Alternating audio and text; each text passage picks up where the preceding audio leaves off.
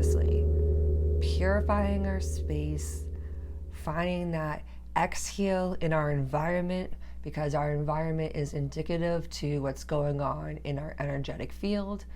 Just because we can't see it, like the clutter we can see around our environment, our office, our desk, it's time to step beyond just spring cleaning once a year. We need to do that routinely, autonomously, in order to self-govern our ability to have a clear energetic field, so we're not collecting the dust and debris of all the outside energies and chaoses and other people's bullshit that they bring to the table.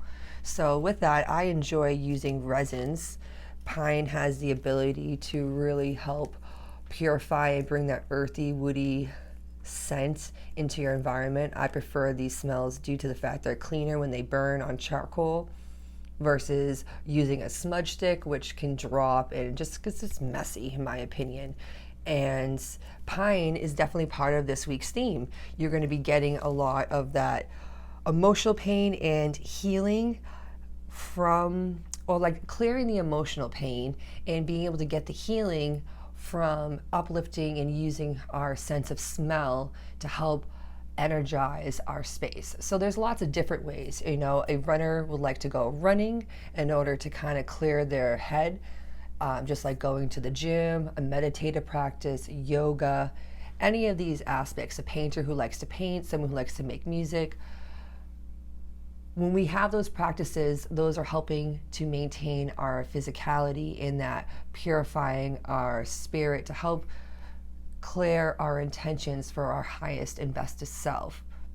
But our environment is just as important. So that's why I prefer resins or some type of liquid smudge spray that can really help uplift and purify the environment around you. So tonight with the Pine Spirit, remember to spring clean more than once a year. And let's see which animals that we're going to be having tonight to guide us into the week and how we can just take this energy for ourselves and kind of like flip life around. Ooh, the elk. Definitely a masculine energy centered within that earth environment. So probably the first thing I think of when I think of elk is the ability to trek up a mountain, down a mountain. So I'm thinking mountainous energy. It kind of coexists with this pine element, especially the snow-covered pine. So I know I have friends that still love skiing in the mountains.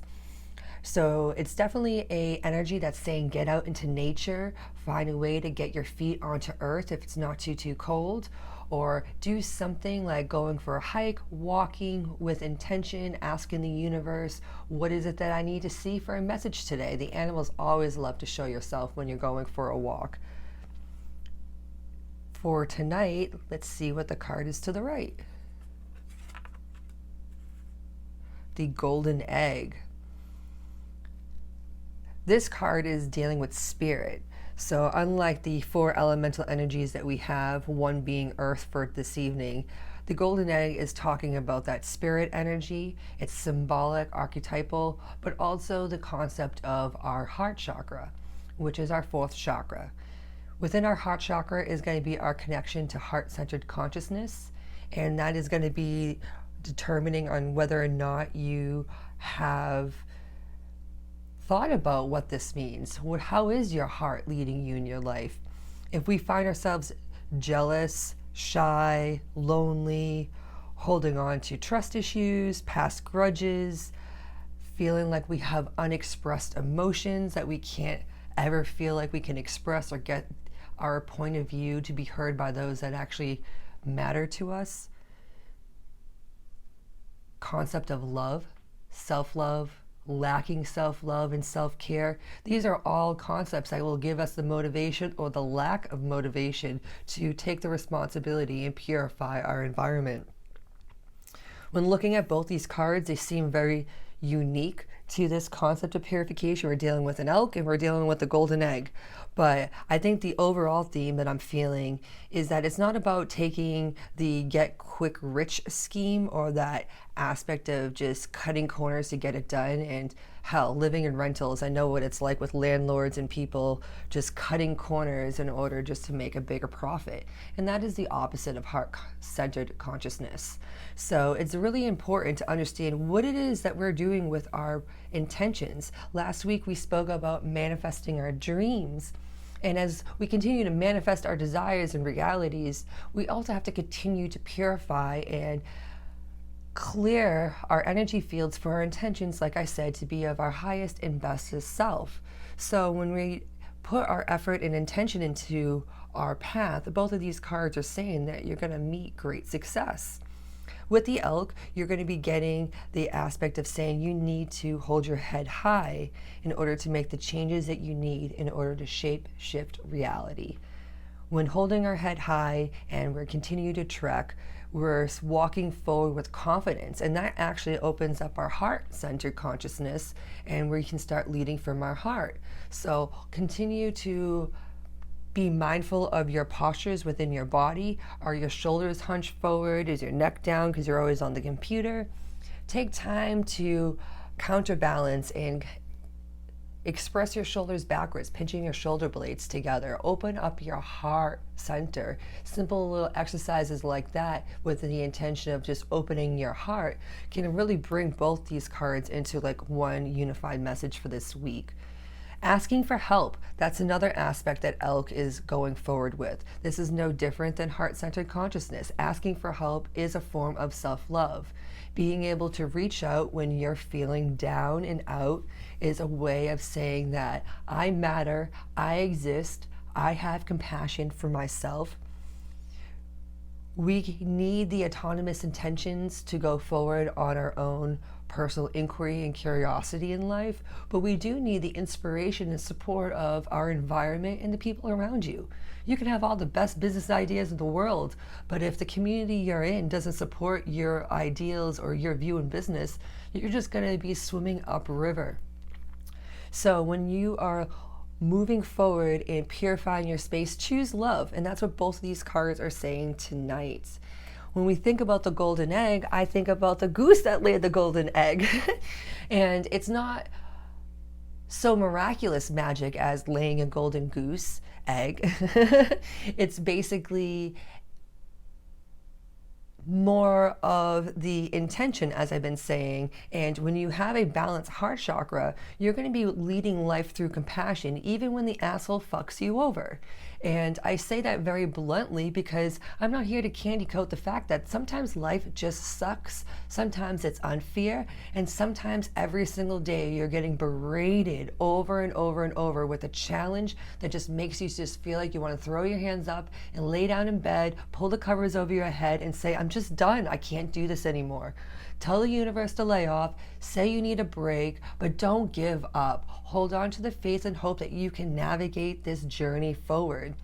So we need to find another way to like purify our space. So if we have a meditative practice, if we are resining or smudging or using a liquid smudge spray in order to clear our environment, using stones and crystals, whatever it is that you like to do, and washing floors, all that stuff is great. Essential oils, even more amazing. But if that's just not your cup of tea, then another simple way to start creating a purification practice is adopting gratification. Holding gratitude is definitely the first step in being able to find something that you are grateful for when dealing with our heart chakra. So if we were to go out for a walk and walk with intention, we should be walking with the intention of expressing our gratitude for what it is that we see, the beauty that we see around our environment. If we don't like to go for a walk, our environment, our weather isn't permitting that this week, all you really have to do is just sit down and give yourself a few minutes to think about what you're grateful for and allow this energy to fill you up. And that's another way that we can intend that purification within our being. So I see that the elk and the golden egg are definitely showing us that the expression that we need in our life is going to be a physical action as well as a verbal expression of setting those boundaries and those restrictions up that allow us to persevere and preserve our energy. So we can't always be available to everyone at 24/7. It's impossible. We've created an environment that thinks that that is normal to always be available and be on call. But that's not a necessary requirement in order to live in this 3D reality.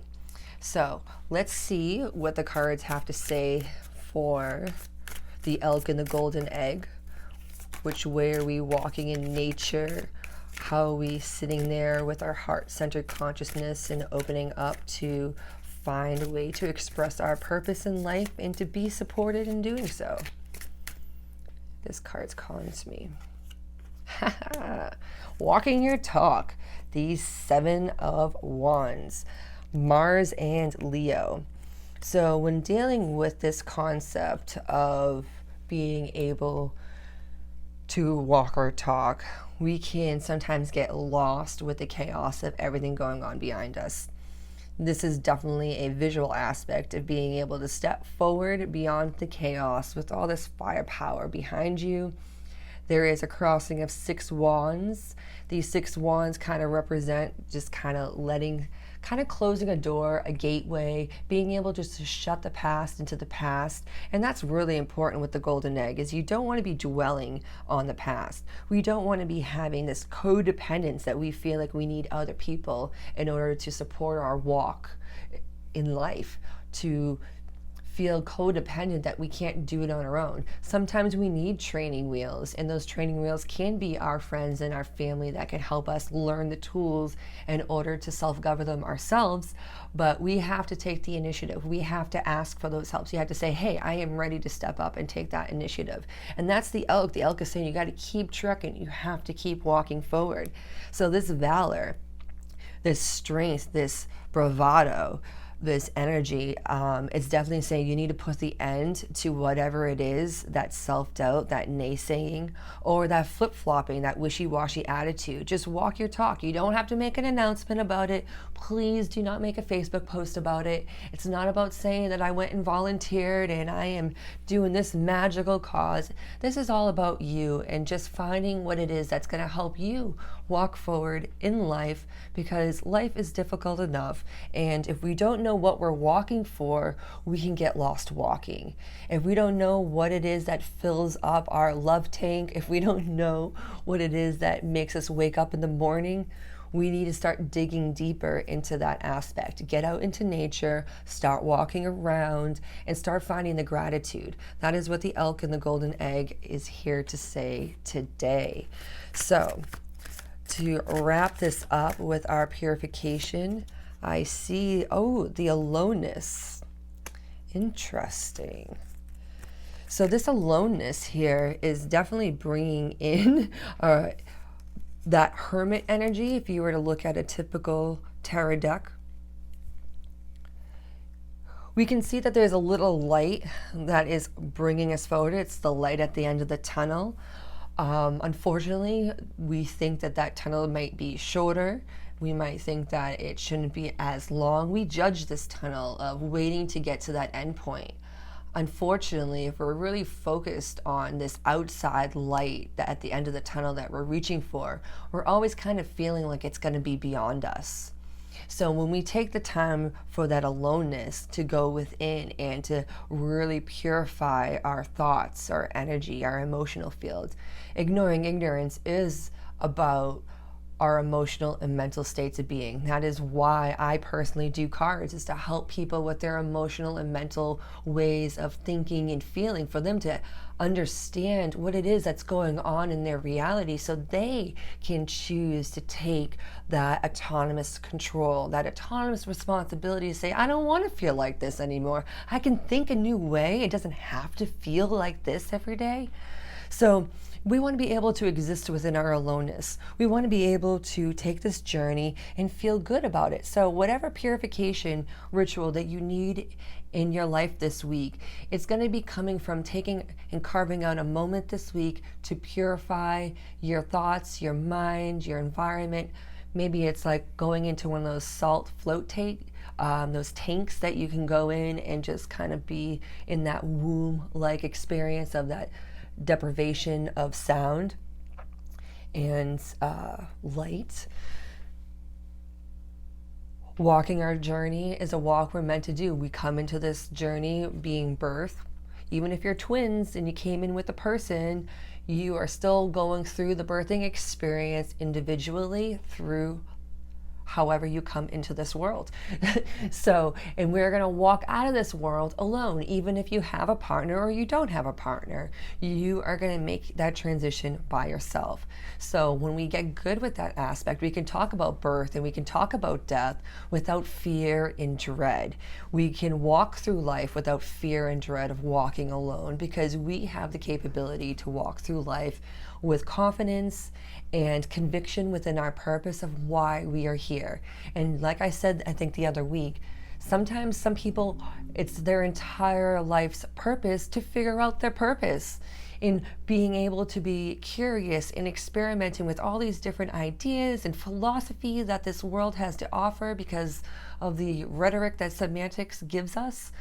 It's the ability to know that there is something that if it doesn't exist already, it is meant for you to create for yourself. And that is ignoring ignorance. That is awakening autonomously, creating your reality despite all the naysayers and all the haters. It is about creating a place that honors your heart, honors the compassion that you can express with the world, the gratitude to share it back with society, and to feel that fulfillment. And we begin by purifying our environment and taking out those toxicities, those addictions, the negative people, the jealous people, the ones that love to gossip about everyone, the one that just like the Debbie Downers. The Debbie Downers need to be isolated and they need some time to reflect. It's not your job to have to bring down your party because someone doesn't believe in it. If someone's not supporting your belief system, it is time to walk forward, shut the door, and don't look back. That is a form of compassion. I was talking to my mom the other day and she's like, warrior compassion. I can get behind warrior compassion. And that it might be a way for some people who are struggling with self-love or the ability to find kindness or to understand what compassion may even mean. Warrior compassion is a strong way of saying that you are worthy for a pat on the back, even if you feel like you've judged yourself in making a mistake. Mistakes are only a mistake if it is intended to be a mistake. A mistake is only an intended word. Like, mistake doesn't need to be anything other than an experience. Maybe it wasn't good. Maybe it wasn't as favorable. Maybe there was a lot of money lost in that mistake. Or maybe it was just an experience and it was called the school of life and we paid to have this crazy experience, and hopefully we'll learn a lesson from it so that we don't have to make that same experience reoccur again. So as we go forward, know that we are connected into the universe of whatever belief system that you are anchored to. And if you don't believe in a higher power, know that you are connected into nature as you walk this earth, walk in the ground, and seeing that beauty that nature provides us all around. I appreciate you tuning into Awakening Autonomously, and thank you for choosing Ignoring Ignorance. Have an amazing week.